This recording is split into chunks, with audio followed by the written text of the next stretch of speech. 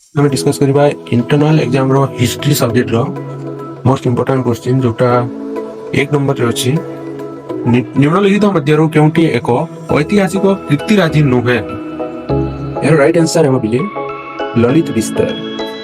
ଠିକ ଅଛି। ମଧ୍ୟଯା ପୁରୁଷ ରାମଚନ୍ଦ୍ର ପଞ୍ଚବଟୀ ବନରେ ଅବସ୍ଥାନ କାଳରେ ଶୂର୍ପଣଖାର ନାସା କିଏ ଛେଦନ କରିଥିଲେ? ଏଇଟା ସମସ୍ତଙ୍କୁ ଆସିବା କଥା। ରାଇଟ୍ ଆନ୍ସର ହେବ ବୋଲି ଲକ୍ଷ୍ମଣ। ଇତିହାସର ପ୍ରାସଙ୍ଗିକତାର ଗୁରୁତ୍ୱକୁ ନେଇ କାହାକୁ କ'ଣ ଆଜ୍ଞା ଦିଆଯାଇଛି?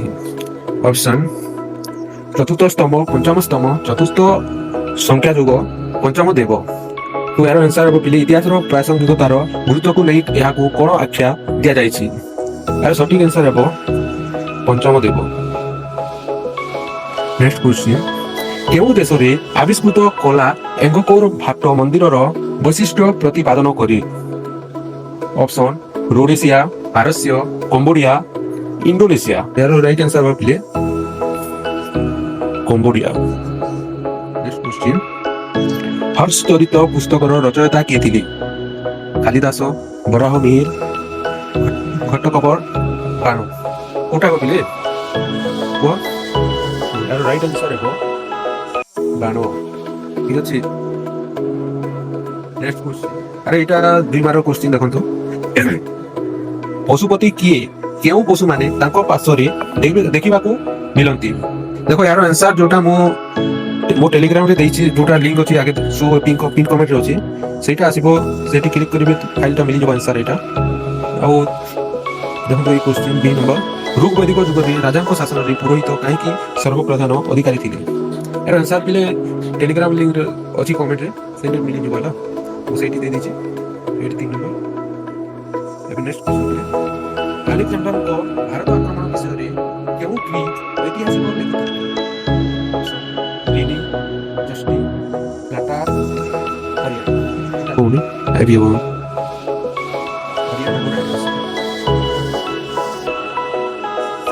ନେକ୍ସଟ କ୍ୱେଶ୍ଚିନ୍, ହରପ୍ପା ସଂସ୍କୃତିରେ ସ୍ଥଳପଥରେ ପରିବହନର ମାଧ୍ୟମ କ'ଣ ଥିଲା? ହରପ୍ପା ସଂସ୍କୃତିରେ ସ୍ଥଳପଥରେ ପରିବହନର ମାଧ୍ୟମ କ'ଣ ଥିଲା? ଅପସନ ଘୋଡ଼ା ଗାଡ଼ି, ହାତୀ ଟଣା ଗାଡ଼ି, ସାଇକେଲ ନା ଶଗଡ଼। କୋଉଟା ଭାବିଲେ? ଶଗଡ଼ ରାଇଟ୍ ଆନ୍ସର। ନେକ୍ସଟ କ୍ୱେଶ୍ଚିନ୍, ନିମ୍ନଲିଖିତ ମଧ୍ୟରୁ କିଏ ଆର୍ଯ୍ୟ ସମାଜରେ ରାଷ୍ଟ୍ରରେ ରାଜକର୍ମଚାରୀ ନଥିଲେ? କିଏ ଆର୍ଯ୍ୟ ସମାଜରେ ରାଜକର୍ମଚାରୀ ନଥିଲେ? ଅପସନ ଏ ସେନାନୀ, ଗ୍ରାମଣୀ, ଗୃହରକ୍ଷା, ରାକ୍ଷୀ ବାହିନୀ, ପୁରୋହିତ। କୋଉଟା ହେବ? ଏଇଟା ହେବ ଗୃହରକ୍ଷୀ ବାହିନୀ। ନେକ୍ସଟ କ୍ୱେଶ୍ଚିନ୍, ଚତୁରାଶ୍ରମର ଶେଷ ଅବସ୍ଥାର ନାମ କ'ଣ ଥିଲା? ବ୍ରହ୍ମଚର୍ଯ୍ୟ, ଗାର୍ହସ୍ଥ୍ୟ, ବାନପ୍ରସ୍ଥ, ଯତିବ୍ରତ। କୋଉଟା କହିବା ରାଇଟ୍ ଆନ୍ସର? ଯତିବ୍ରତ ରାଇଟ୍ ଆନ୍ସର। ନେକ୍ସଟ କ୍ୱେଶ୍ଚିନ୍, ସର୍ବପ୍ରାଚୀନ ସାହିତ୍ୟ ଭାବେ କେଉଁଟିକୁ ଅଭିହିତ କରାଯାଏ? ଚାରିବେଦ, ଜନ୍ୟ ସାହିତ୍ୟ, ଷଡ଼ ବେଦାଙ୍ଗ, ରାମାୟଣ। ଏହାର ରାଇଟ୍ ଆନ୍ସର ହେବ ଚାରିବେଦ। ଯାହାର ଚାରିବେଦ ରାଇଟ୍ ଆନ୍ସର। ବହୁତ ଭଲ। ନେକ୍ସଟ କ୍ୱେଶ୍ଚିନ୍, ଏଇଟା ଦେଖ ବୋଲେ 2 ମାର୍କର କ୍ୱେଶ୍ଚିନ୍। ଠିକ ଅଛି, 2 ମାର୍କର କ୍ୱେଶ୍ଚିନ୍ ଏଇଟା। ସ୍କ୍ରିନଶଟ୍ ମାରିନିଅ। ଏହାର ଆନ୍ସର ମୁଁ ଫାଇଲଟା ବି ମୁଁ ସେଣ୍ଡ କରିଦେବି, ଯାହାଫଳରେ ତୁମେ ପଢ଼ିପାରିବ। ନେକ୍ସଟ କ୍ୱେଶ୍ଚିନ୍, କେଉଁ ପ୍ରତ୍ନତାତ୍ତ୍ୱିକଙ୍କ ଅଧୀନରେ ନାଲନ୍ଦାରେ ଖନନ କାର୍ଯ୍ୟ ସମ୍ପାଦିତ ହୋଇଥିଲା?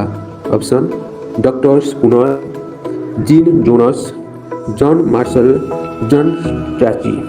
ଏହାର ରାଇଟ୍ ଆନ୍ସର ହେବ ଡକ୍ଟର ସ୍ପୁନର। ଠିକ ଅଛି ପିଲେ। ଆସାକା ନଗରର ଅବସ୍ଥିତି ଦର୍ଶାଅ।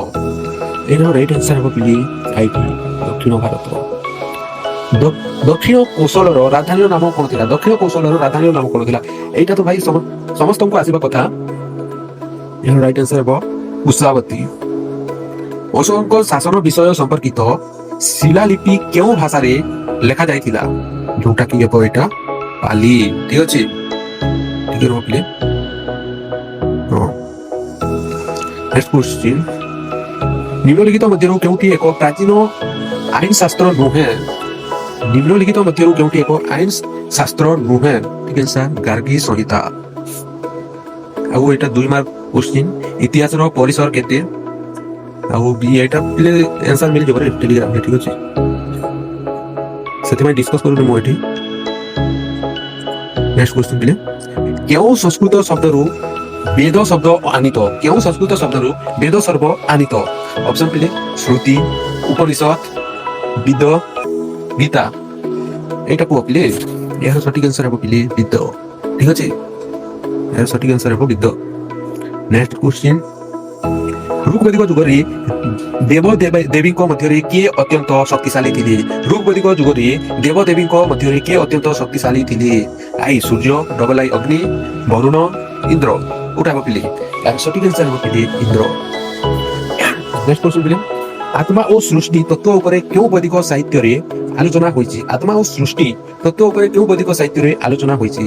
ସଂହିତା, ବ୍ରାହ୍ମଣ, ଆରଣ୍ୟକ, ଉପନିଷଦ। ଏହାର ସଠିକ ଆନ୍ସର କୁହ। ହଁ, ଏହାର ସଠିକ ଆନ୍ସର ହେବ ପିଲେ ଉପନିଷଦ। ହଁ, ରାଇଟ ଆନ୍ସର, ରାଇଟ। କେଉଁଠାରେ ପୋଡ଼ା ମାଟିରେ ନିର୍ମିତ ଏକ ଜାହାଜ ଆବିଷ୍କୃତ ହୋଇଛି? କେଉଁଠାରେ ପୋଡ଼ା ମାଟିରେ ନିର୍ମିତ ଏକ ଜାହାଜ ଆବିଷ୍କୃତ ହୋଇଛି? ରୂପା, ହରପ୍ପା, କାଲିବାଙ୍ଗନ, ଲୋଥାଲ। ଏହାର ସଠିକ ଆନ୍ସର ହେବ ପିଲେ ଲୋଥାଲ। ଚାନ୍the ବରଦାଇଙ୍କ ରଚନା କଣ ଥିଲା? ଚାନ୍ଦ ବରଦାଇଙ୍କ ରଚନା କଣ ଥିଲା? ଏହାର ସଠିକ ଆନ୍ସର ହେବ ପିଲେ ପୃଥ୍ୱୀରାଜ ରାସ। ଠିକ ଅଛି, ଏଇଟା 2 ମାର୍କ କ୍ୱେଶ୍ଚିନ୍ ଯାହା ଟେଲିଗ୍ରାମରେ ଅଛି ଆନ୍ସର। ଠିକ ଅଛି, ନେକ୍ସଟ କ୍ୱେଶ୍ଚିନ୍ ଆମେ ଡିସ୍କସ୍ କରିବା। ନେକ୍ସଟ କ୍ୱେଶ୍ଚିନ୍, ପୃଥିବୀର କେଉଁଠି ପ୍ରଥମେ ଇତିହାସର ଲିଖନ ଆରମ୍ଭ ହୋଇଥିଲା? ପୃଥିବୀର କେଉଁଠି ପ୍ରଥମେ ଇତିହାସର ଲିଖନ ଆରମ୍ଭ ହୋଇଥିଲା ବୋଲେ ଏହାର ସଠିକ ଆନ୍ସର ହେବ ଗ୍ରୀସ୍। ଠିକ ଅଛି, ନେକ୍ସଟ କ୍ୱେଶ୍ଚିନ୍, ପୁରାଣର ଶେଷ ଲକ୍ଷଣଟି କଣ ଅଟେ? ପୁରାଣର ଶେଷ ଲକ୍ଷଣଟି କଣ ଅଟେ? ସଠିକ ଆନ୍ସର ହେବ ବଂଶାନୁଚରିତ। ଠିକ ଅଛି, ନେକ୍ସଟ କ୍ୱେଶ୍ଚିନ୍, ନିମ୍ନ କାହା ସହ ଇତିହାସ ଜଡ଼ିତ? ନିମ୍ନ କାହା ସହ ଇତିହାସ ଜଡ଼ିତ? ସଠିକ ଆନ୍ସର ହେବ ଏ ସମସ୍ତ, ସବୁ ଯାକ ହିଁ ହେବ ପିଲେ। ନିମ୍ନଲିଖିତ କେଉଁ ଗ୍ରନ୍ଥଟିକୁ 16 ମହାଜନ ପଦର ସଠିକ ତାଲିକା ମିଳେ? ନିମ୍ନଲିଖିତ କେଉଁ ଗ୍ରନ୍ଥଟିରୁ 16 ମହାଜନ ପଦର ସଠିକ ତାଲିକା ମିଳେ? ଏହାର ସଠିକ ଆନ୍ସର ହେବ ଅଙ୍ଗୁତର ନିକାୟ। ନେକ୍ସଟ କ୍ୱେଶ୍ଚିନ୍, ଭାରତର ପ୍ରାଚୀନତମ ଲିପି କେଉଁଠୁ ଆବିଷ୍କୃତ ହୋଇଛି? ମହେଞ୍ଜୋଦାରୋ, ହରପ୍ପା, ମଣ୍ଟଗୋମରୀ, ଗୁଣ୍ଟୁର। ଏହାର ସଠିକ ଆନ୍ସର ହେବ କି ହରପ୍ପା। ଆଉ ଏଇଟା 2 ମାର୍କ କ୍ୱେଶ୍ଚିନ୍। ଆଉ ମୁଁ କହିଦେବ ଯେ ତମେ ଏଇଟା ଯୋଉ ଲାଇଭ୍ ଚାଲିଲା ଏଠି ଯୋଉ କ୍ୱେଶ୍ଚିନ୍ଟା କହିଲେ ଏଇଟା ଆଉ ଥରେ ତମେ 2-3 ବାର ଦେଖିକି ପ୍ରାକ୍ଟିସ କରିବ, ବହୁତ ସହଜ ଲାଗିବ ଆଉ ବହୁତ ସହଜରେ ତମେ ଏଇଟା ଦିମାଗରେ ରହିପାରିବ। ସେଥିପାଇଁ 2-3 ଥର ଦେଖିଦେଲେ ଏଇଟା ସର୍ଟ କ୍ୱେଶ୍ଚିନ୍ଟା ଦିମାଗରେ ରହିଯିବ। ଠିକ ଅଛି, ଆଉ ଏହାର ଆନ୍ସର ଯୋଉଟା 2 ଆଉ 3 ମାର୍କ ଟେଲିଗ୍ରାମରେ ଅଛି, ଜଏନ୍ ହେଇକି ସେଠି ପାଇଯିବେ। ଆଉ କାଲି ପାଇଁ ଅଲ୍ ଦ ବେଷ୍ଟ ସମସ୍ତଙ୍କୁ, ଧନ୍ୟବାଦ।